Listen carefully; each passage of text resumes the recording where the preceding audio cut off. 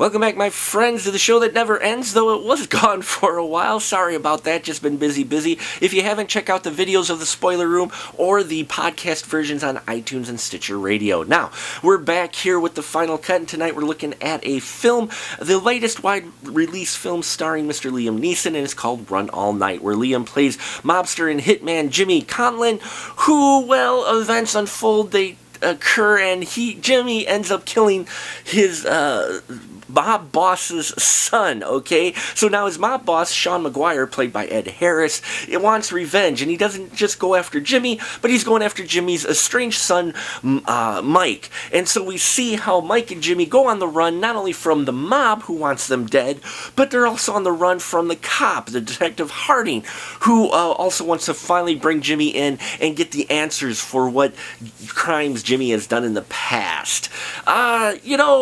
It's funny. We've seen this type of film before, and I knew going into it what kind of film it was going to be. The old someone witnessed a crime, some bad things happen, and guys go on the run from the other bad guys, But it took the elements from all these different types of themes we've seen before, the best elements, and mixed them all into one film, and that made me very happy and very surprised in this. The writer, Brad Inglesby, he did the Out of the Furnace, and I thought that film was written well, and here, too, he really tells a really good story, and then you've got Jean-Colette Serra, who's directed Liam in a number of films, and you can tell there is a comfort level there. Liam just eats up this character that he's in of Jimmy Conlon, and we've seen him kind of play this type of character before, but he does it well.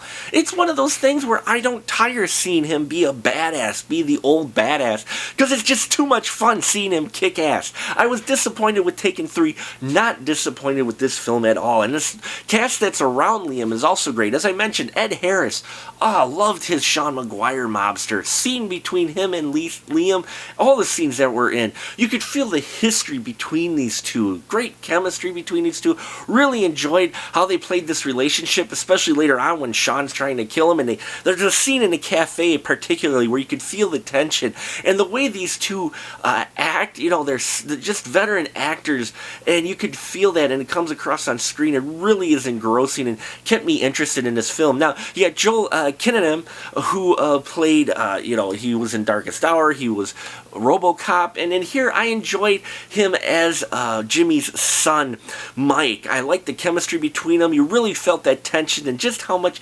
Mike just didn't like his dad ever. And there is some growth for that character through the film, I will tell you that. Don't want to spoil the ending and all, but I just enjoyed that they kept that hatred in him, and he didn't let go of it quite so easy. Little sparks here and there where you can see where he starts to feel for his dad, but not a whole lot, and I'm glad they had that, because you just felt that relationship was very tense for a very long time. Now, you also have Bruce McGill in here playing Sean's right-hand man. Always great to see him in here. He was an FDR American Badass, and Lincoln, go figure. And Vincent D'Onofrio, I always mispronounce that last name, I do apologize, but playing, go figure, a cop.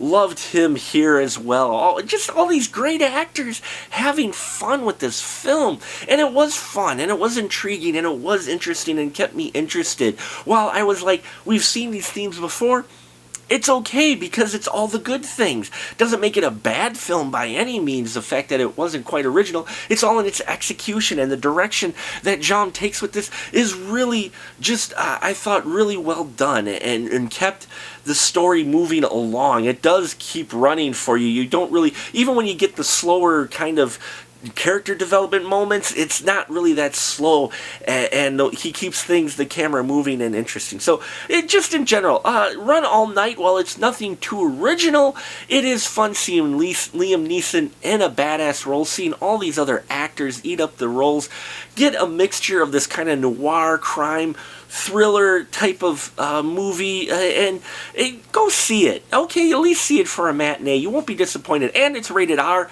Loved the grittiness of this film. You want something like that for this kind of noir feel of film, and we definitely get that there. And for me, I gave this 4 stubs. I had too much fun with this film. I enjoyed it too much. I got engrossed with it, and I really enjoyed the ending. Mentionable notice is Common is in here as well as a role. I loved his badass role, and I love what I've been seeing from him lately, first in Selma and now in this, really showing some acting chops, and I can't wait to see what he's going to be in next as well. And Liam, you can play a badass old hitman, ex-CIA guy who does some kick-ass stuff whenever you want. In fact, here's an idea. Please team up with Denzel Washington, and the two of you just kick ass for 90 minutes. I would pay full price for that. And that'll about do it for us here at The Final Cut. If you've seen Run All Night, please leave your comments down below. Love to hear your thoughts. And until next time, keep that ticket stub.